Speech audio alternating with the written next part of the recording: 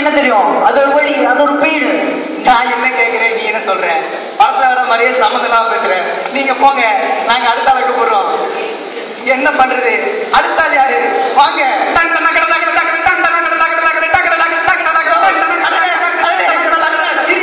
அருமையான பெர்ஃபார்மன்ஸா இருக்கு. உன் பேர் என்னையா? பூக்களை கைய வச்சா எம்ஜிஆர். நான் தான் சார் உங்க டிஆர். மண்டலத்துல கேட்ட சவுண்ட் மாதிரிலாம் கொடுக்குறீங்க. வாங்க, உங்க டேலண்ட காட்டுங்க. சார் 3, 2, 5 தலைவனுக்குள்ள இருக்கிற பஞ்சு உங்களுக்கு பெரிய ஐயா.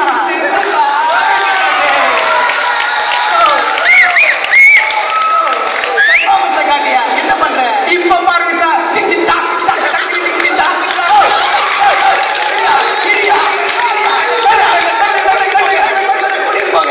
என்னமோ ஆயிடுச்சுன்னு நினைக்கிறேன். பெர்ஃபார்மன்ஸா பண்ண சொன்னா என்னென்னமோ பண்றாங்க. அடுத்த ஆள் யாரு?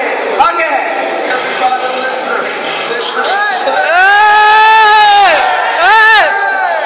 யோ, என்னையா அது? இவருக்கு போய் இந்த மியூசிக் போடுங்க. என்னாலே தாங்க முடியல. நீங்க ஏத்துக்கங்க. வாங்க, உங்க பெர்ஃபார்மன்ஸை காட்டுங்க. Welcome back. பழக்க தோசையில பேசிட்டாரு நினைக்கிறேன். நீங்க போங்க, நாங்க அடுத்த ஆளுக்கு போடுறோம். அடுத்த ஆள் யாரு? வாங்க.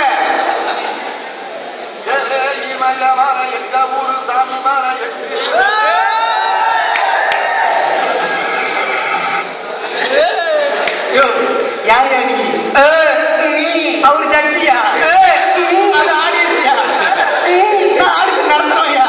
யோ, இதெல்லாம் வேணாம், திறமைய காட்டு. தமிழ்நாட்டுக்கு தெரியும் நான் தான் கேப்டன். யோ, எங்களுக்கு தெரியும் நீ கேப்டன் போய் சொல்லாத. திறமையை மட்டும் காட்டு. நான் இப்ப சீரியஸா பேச போறேன். அப்ப செம்ம காமெடியா இருக்க போது எல்லாம் கேட்டு சிரிக்க. இன்னைக்கு என் ஆடிஷன்ல மண்டை போட்டாங்க. நீங்க போங்க.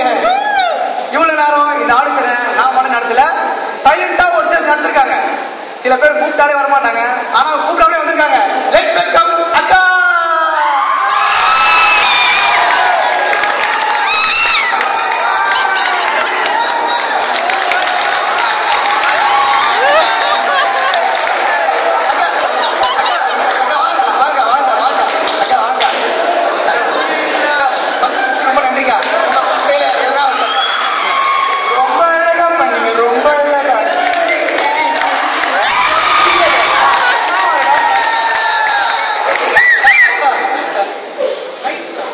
இன்னைக்கு இவ்வளவு பெரிய பர்ஃபார்மன்ஸ பண்ணிட்டு சிவா ஏன் இவ்வளவு அமைதியா இருக்க தெரியுமா? ஏன் என்னன்னா இவன்ட்டல எதாவது நாள் தான் சும்மாடா சரியான சிவாவோட அம்மாவுடைய நினைவு நாள்.